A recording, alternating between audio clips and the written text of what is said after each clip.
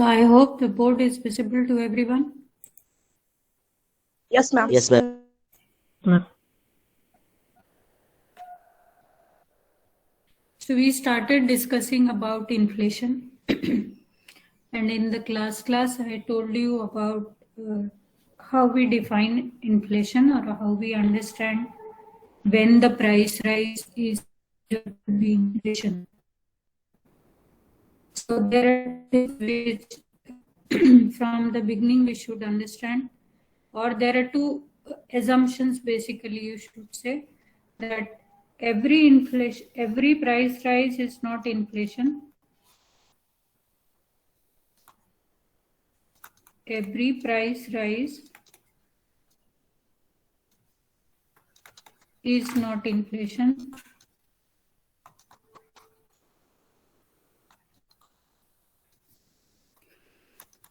And every price rise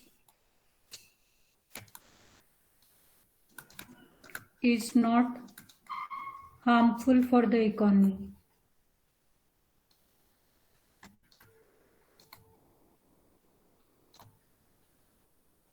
So these are two simple facts, that whenever there is a consistent price rise over few quarters, then only that price rise is considered to be inflation. Okay. And there is a certain amount of inflation which is every time required for the economy. So some level of inflation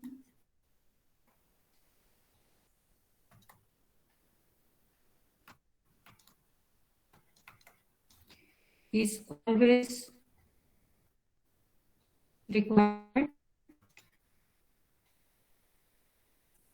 or essential for the economy.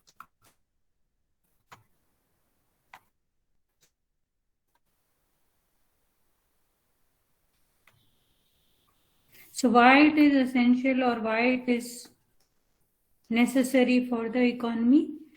Because it ensures profit.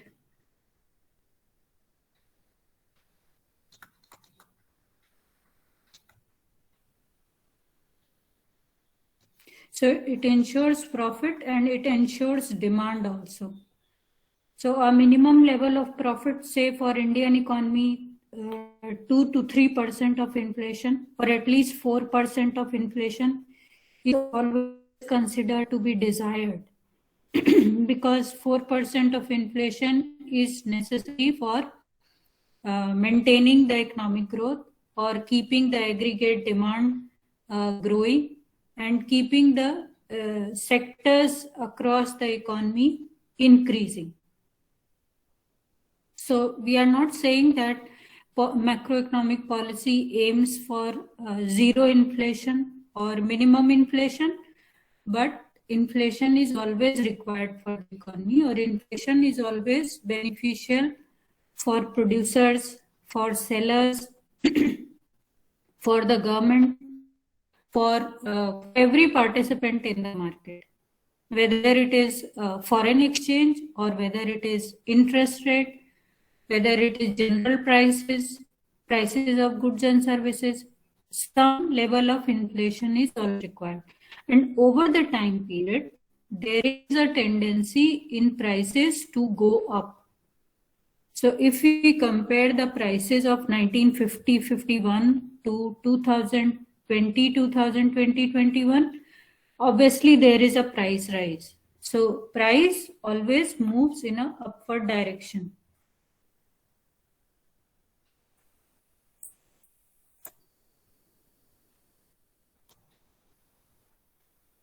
So price will always move like this. Okay, upward move over the time period. If we take time prices with respect to time, then obviously there will be an upward trend.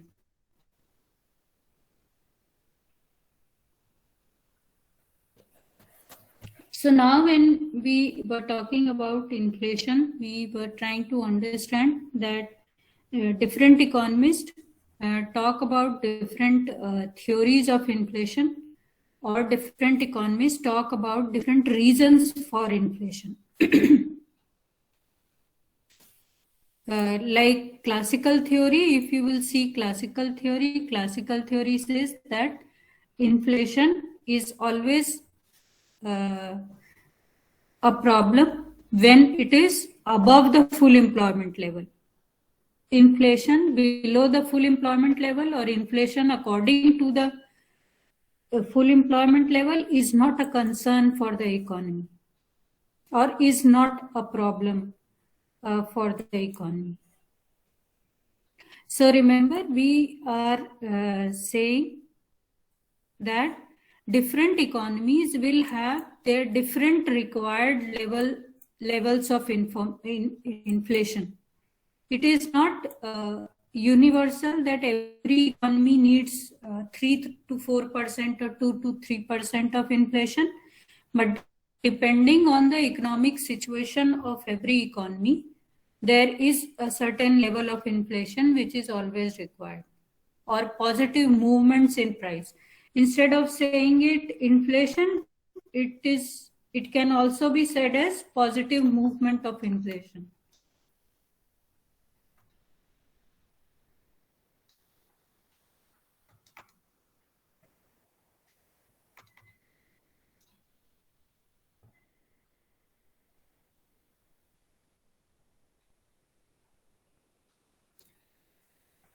Then there are two more things. Before we go into detailed theory, we will also try to see few terms. There is something which is known as open inflation, and there is something which is known as suppressed inflation.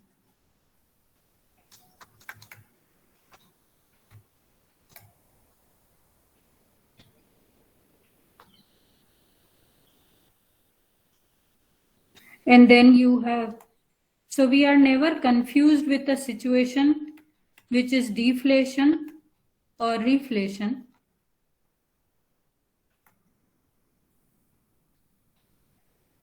So in a way, there are several terms. Inflation is consistent price rise over the time period. Open inflation, when there is no government intervention to control prices. If the prices are left on the market forces, that is demand and supply, so there is no government intervention to control the price, that is known as open inflation situation. Suppressed inflation is that when the inflation is too high and government is trying to control it, but because the inflation is already high, so whatever measures government takes, initially it leads the inflation up. So that is called suppressed inflation. It is somewhat like controlled inflation, when government is trying to manage the inflation rate. Deflation is the decline in prices over the time period. So prices are declining. They are moving in the downward direction. Okay. And reflation is when, in order to take the economy out of depression or recession, prices are increased, purposefully prices are increased. Then this process is known as reflation. Is it okay for everyone? Are you able to understand? Yes, ma'am. Ma'am, please repeat again. Reflation, ma'am. Reflation is that when to take the economy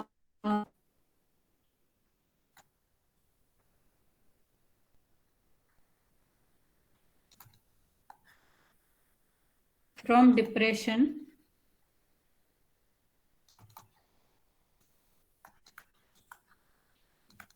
prices are increased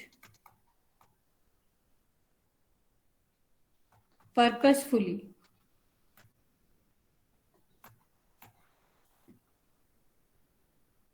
Then it is reflation. So you are infusing the inflation back to the economy. You are injecting the price rise in the economy. That's how it is reflation. Okay.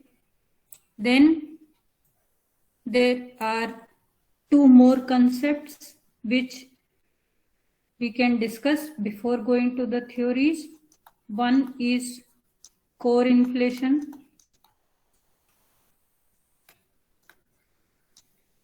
and the other is headline inflation.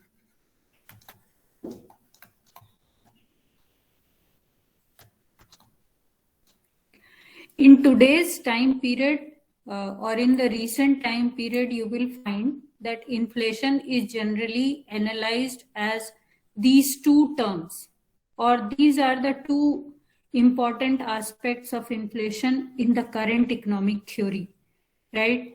Core inflation and headline inflation. So when you say headline inflation, it means overall prices including food and fuel prices.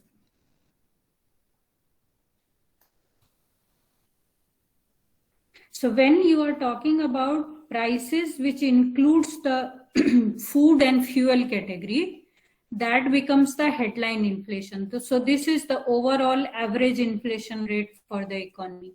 But when we talk about the core inflation, this is inflation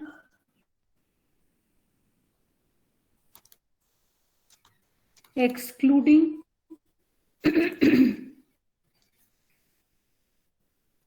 food and fuel prices.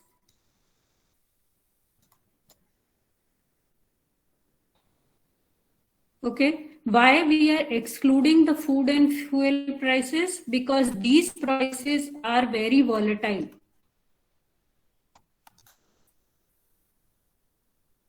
If we see the index of prices and the way the commodity prices are moving, you will find that these are the prices which are most volatile. That means they move very fast.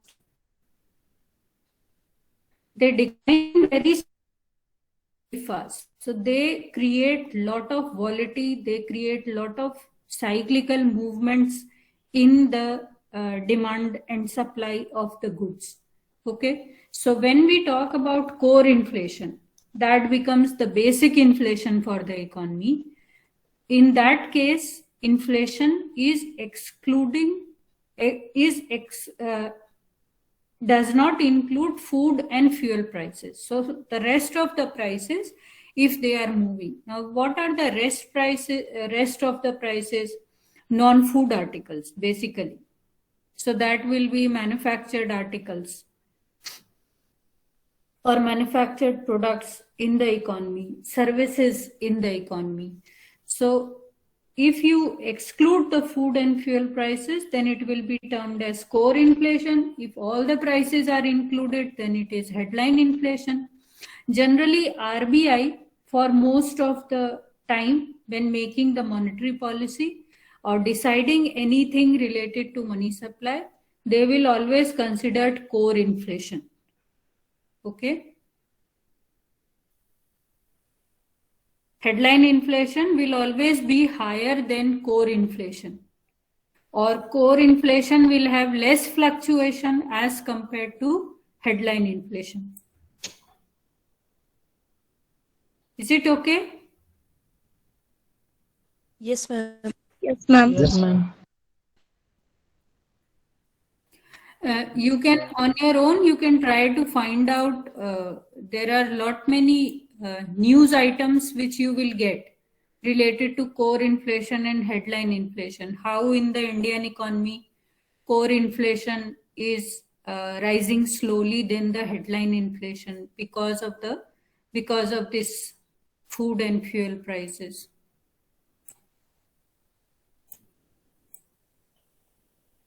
So now we come back to the types of inflation. There are many types of inflation which are generally discussed in your textbooks. So you have creeping inflation,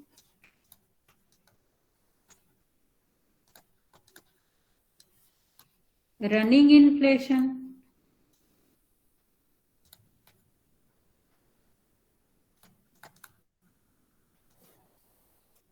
galloping inflation,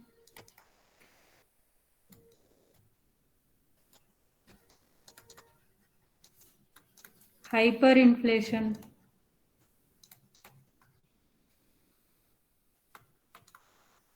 and there is another situation which is termed as stagflation.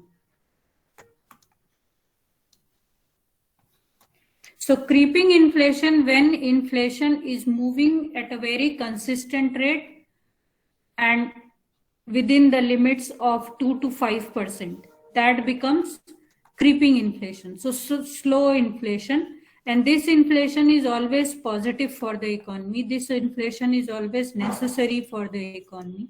So because the prices are moving in a very slow way. Running inflation is when the inflation is increasing at an increasing rate. Every time the rate of increase in prices is higher than the previous time period. So inflation is rising more by 10%, 12%, 15%. So like that. So if we are talking about inflation rising at a very fast pace, so this is running inflation.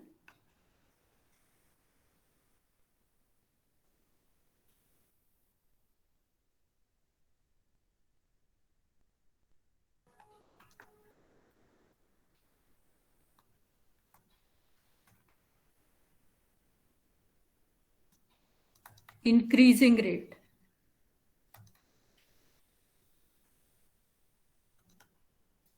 Galloping inflation is when the price rise is more than 20%.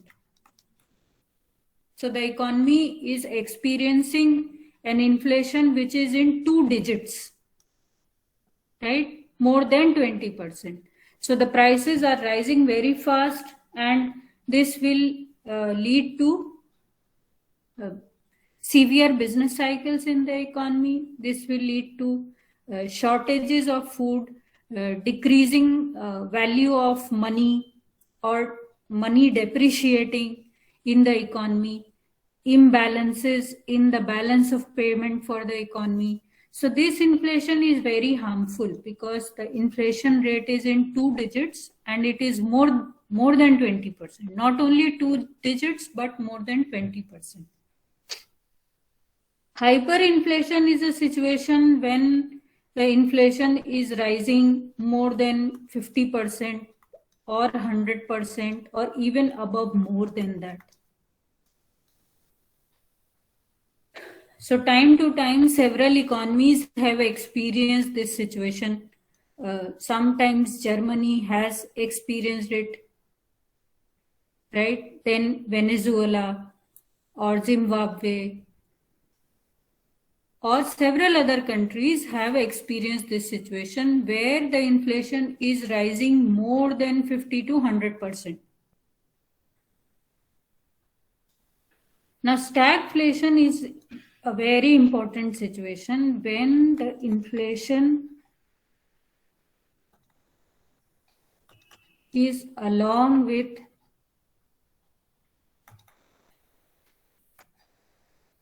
rising unemployment,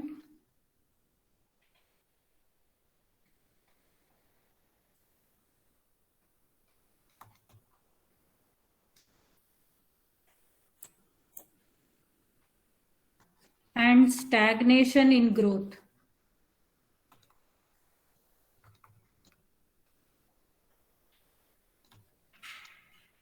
So GDP is declining. In case of stagflation, GDP growth rate is decreasing, but inflation is rising. So because the GDP growth rate is rising, growth rate is decreasing, therefore the unemployment rate is also rising. Because there is less of investment in the economy, So there is less of demand for labor in the economy. So unemployment is rising, but at the same time, because as GDP growth comes down, unemployment comes down, output comes down. So there is a shortage of goods and services in the economy. Now, because of the shortage, the inflation is rising. So on one hand, people are losing their jobs, losing their income, but at the same time, prices are also rising. So that creates a stagflation situation. So stagnation with inflation, right? It is very easy to remember this. Stagflation is stagnation with inflation. Now, so far, if you have any question or any doubt, tell me. No, ma'am, no doubt. Stagnation में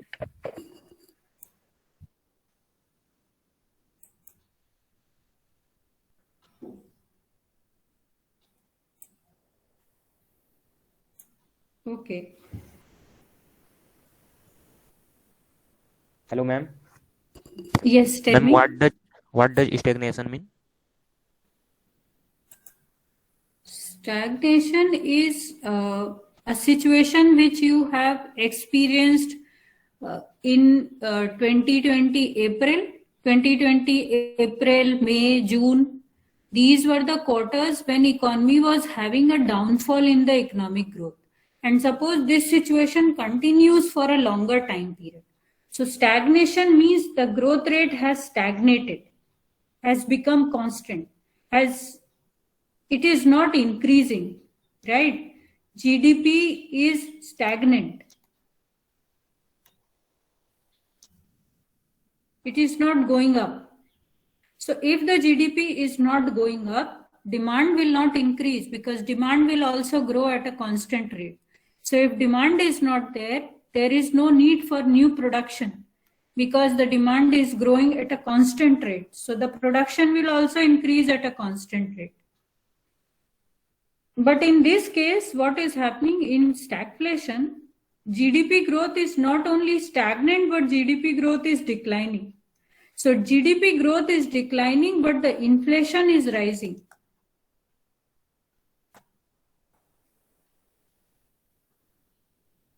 So when the GDP growth is declining or when it becomes stagnant, that means there is no change.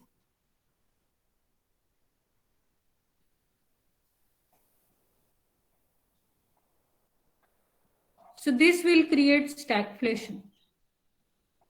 Okay, generally it is believed,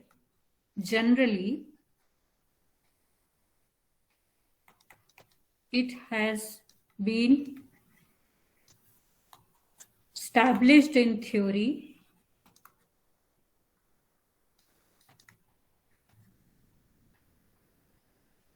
that there is a positive relationship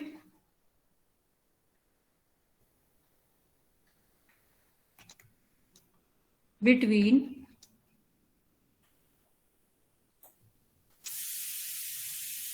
output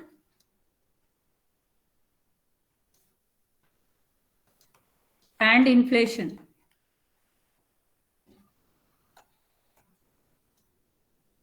And you very well know this, right? Suppose this is your aggregate supply price. This is your aggregate supply curve.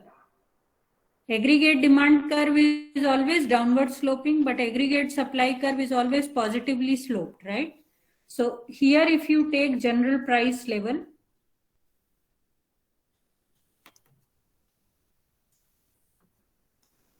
and here you take aggregate demand and aggregate supply.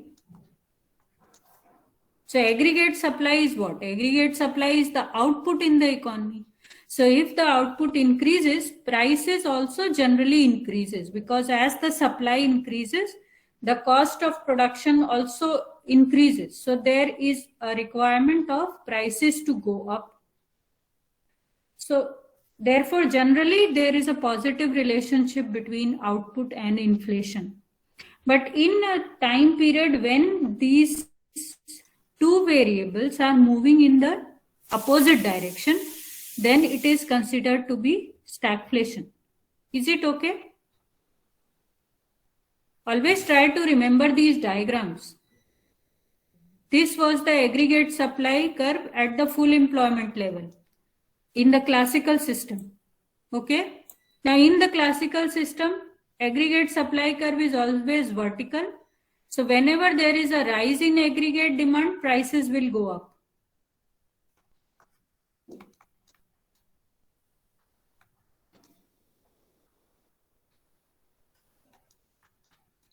So income is not increasing, but it is only the prices which are rising. Try to remember the Keynesian diagram like this, or it can be shown like this.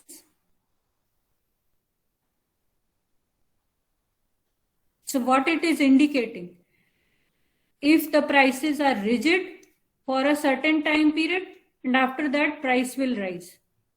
So if you increase the demand here, there is no change in price, but if you increase the demand here, prices will go up. So before full employment, there is a possibility that prices may go up or prices remain constant. But price remaining constant is not a problem for the economy, because prices are growing at a constant rate, but output is continuously increasing. But you are talking about a situation when these two situations are not existing. Okay?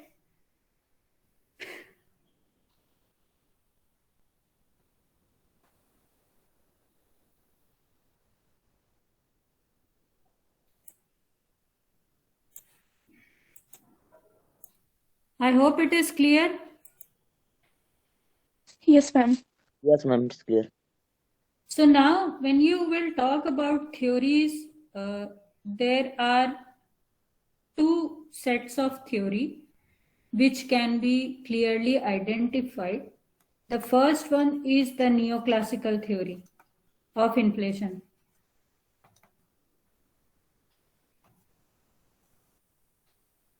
Neoclassical theory says that inflation depends on money supply.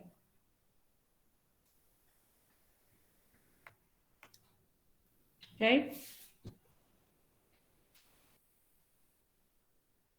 So every time money supply goes up, it leads to increase in prices. So this is very simple, and this comes from this equation. MV is equal to PT. In this MV is equal to PT theory, you have understood that V remains constant, T remains constant, and therefore there is a positive relationship between M and P.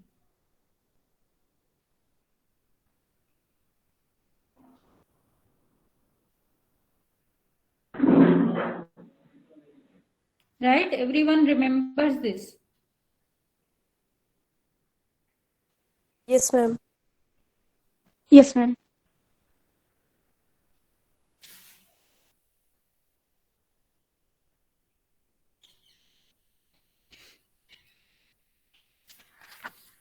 And there is another set of theory, which is the Keynesian theory.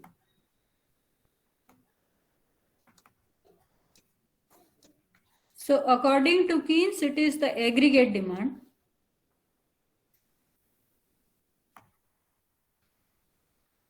Which leads to inflation.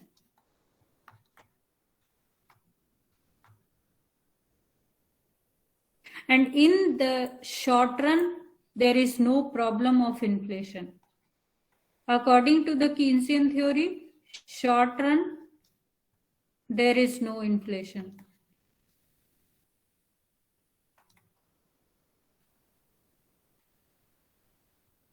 Why? Because prices are rigid.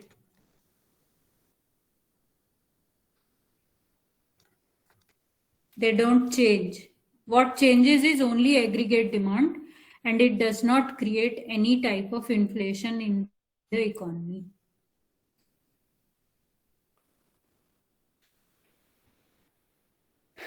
But now,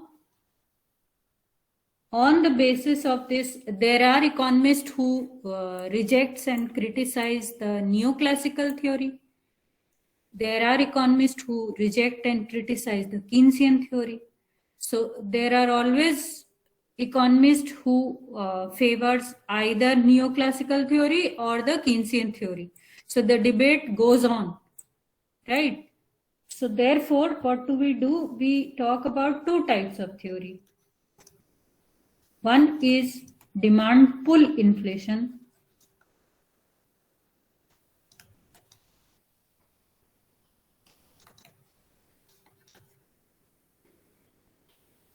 And the second one is cost push inflation.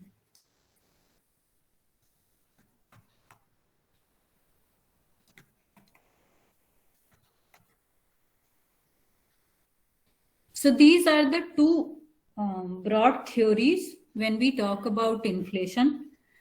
Recently, there are few more theories which the economists are trying to establish, but broadly, these are the two theories. There is a third theory, which is the structuralist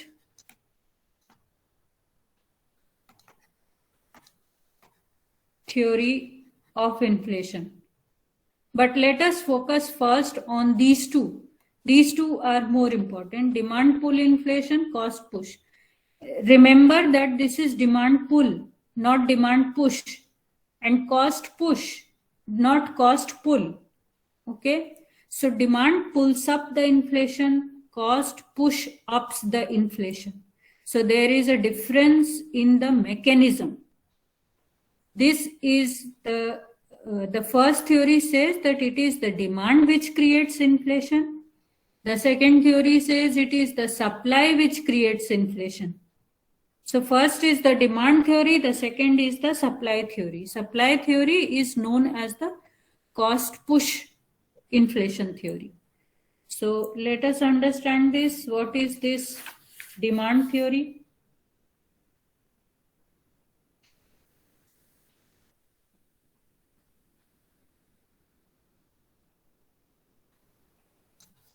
So demand pull.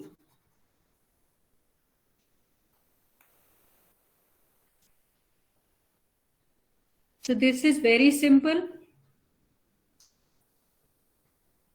Like this, aggregate supply is vertical.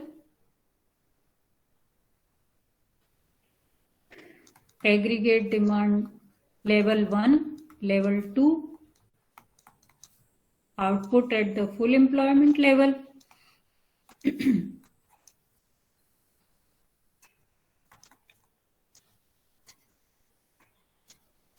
Demand increases, price also goes up. From P1 to P2. So as the demand increases from AD1 to AD2, price increases from P1 to P2.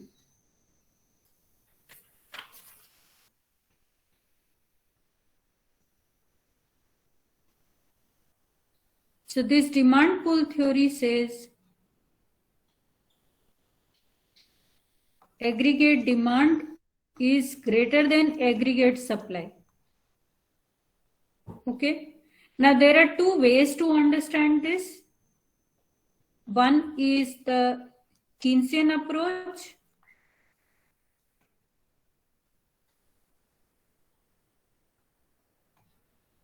When demand is more than the supply. The second approach is the monetary approach.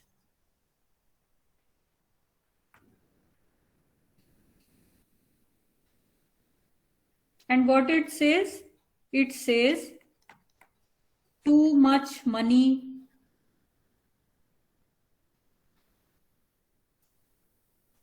chasing few goods. This is a very famous and common statement which you might have heard or read. So what it says is that money supply is increasing at a very fast rate and therefore the prices are rising. Because money supply increases, so cash in circulation increases. Cash in circulation increases, so people try to spend more. when they are spending more, there is a demand, there is new demand or higher demand or increased demand for goods and services. So it is the money which is driving the inflation, amount of money which is driving the inflation. So Keynes says that that means it is aggregate demand greater than aggregate supply. So when you say aggregate demand, you understand that phi is equal to C plus I plus G. So C is rising, I is rising, or G is rising. And because of this rise, expenditure will rise. So expenditure is rising. So now because expenditure is rising, so therefore there will be shortage of goods and services in terms of output or production, and therefore this is demand pull inflation. So demand pull caused by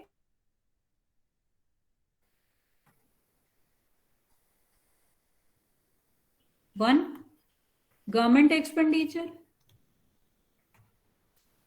Second, consumption expenditure or consumer expenditure. Third is investment in the economy. Fourth is exports.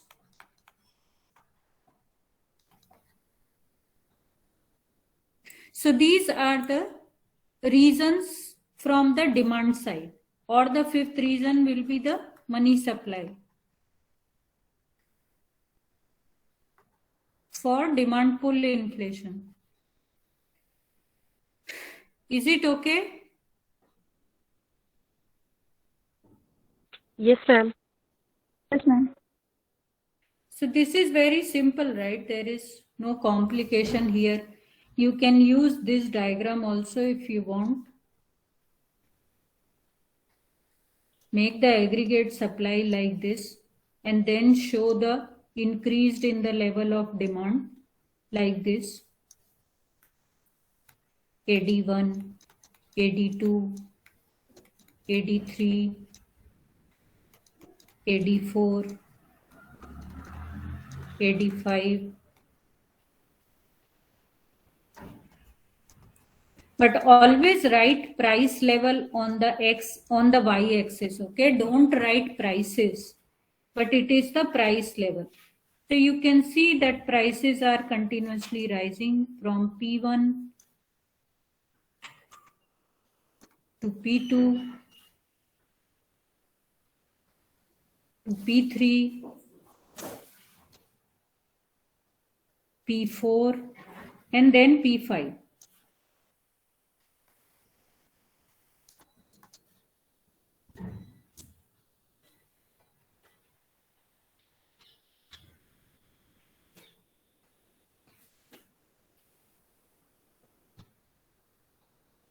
So inflation can increase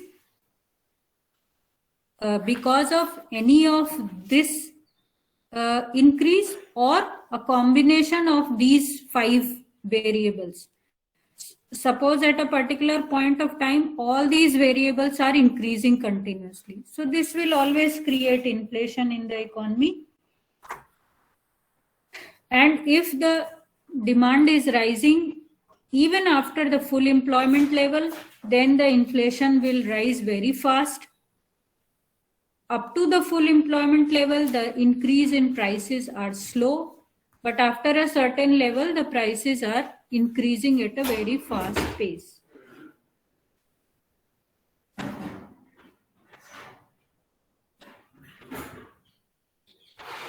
So then how to correct this inflation situation?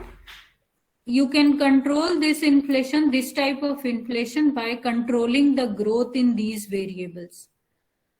If there is a controlled growth in all of the 5 variables, and because generally it is not very easy to control the first 4, so generally government does it through money supply. So there is a controlled increase in money supply, or there is a control from the money supply side through repo rate or through changing the interest rate. So what is the reason behind changing the interest rate or the repo rate, reverse repo rate? To control inflation in the economy.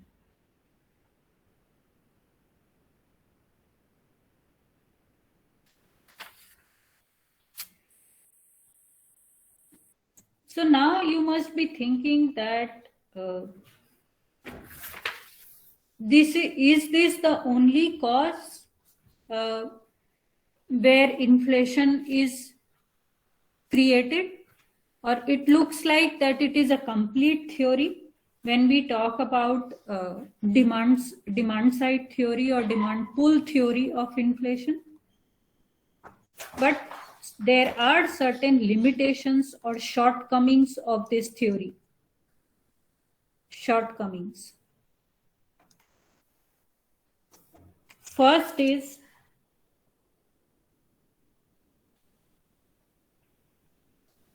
that this theory is static.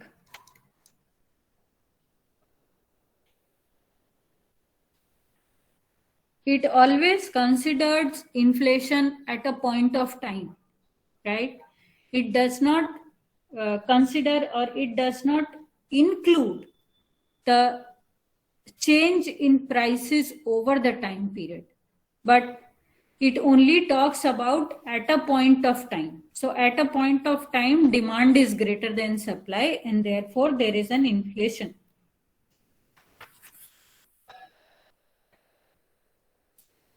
There is a second limitation. It focuses more on the commodity demand.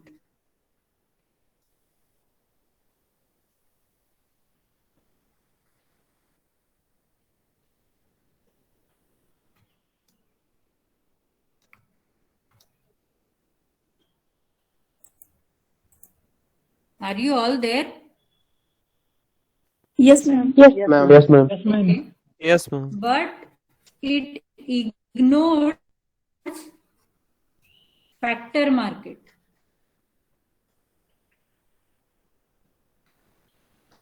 Or money market. In the economy, there are different types of market which we consider. There is a market for demand for goods.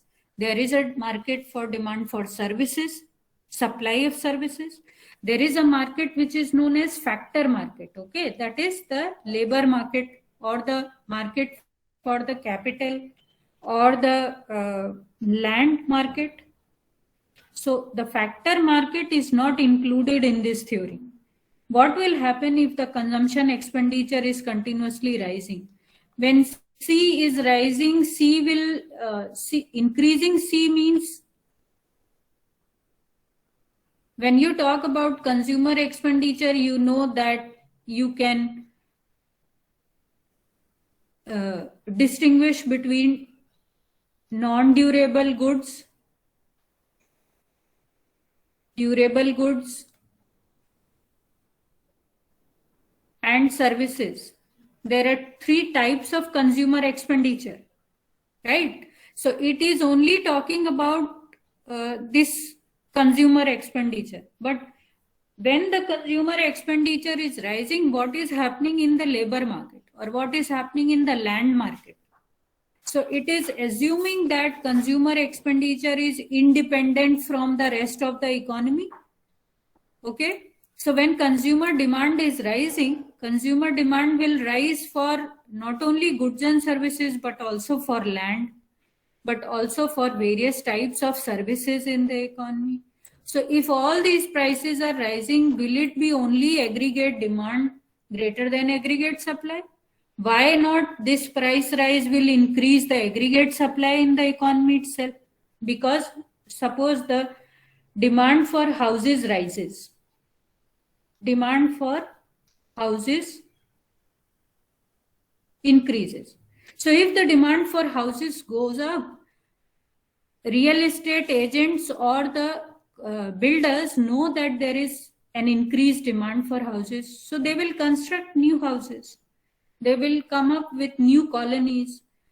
they will come up with more land to be sold in the market. So therefore the supply will also increase. So here in this case, demand may follow supply, but the demand pull theory ignores it, right? Demand pull theory does not think about or does not explain about the possibility of increase in supply.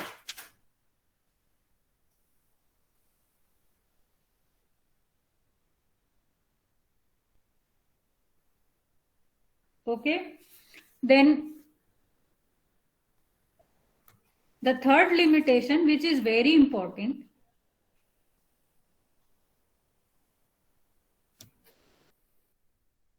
inflation arises only after full employment. So according to the demand pull theory, before full employment, there will be no inflation problem. So it means that if India is having an inflationary situation, India has already achieved the full employment level, but we know that unemployment is rising faster in the economy, so there is no full employment. So therefore, this is one of the limitation with this theory. So now the supply side theory or the cost push theory tries to give an alternative explanation of inflation, which we will discuss tomorrow, right? And try to read the chapter of inflation so that you can have more questions tomorrow. Okay, see you tomorrow. Thank you. Thank you, ma'am. Excuse me, ma'am. Thank you, ma'am. Thank you, ma'am. ये गई क्या? Thank you, ma'am. हाँ इतनी जल्दी रहती है ma'am को.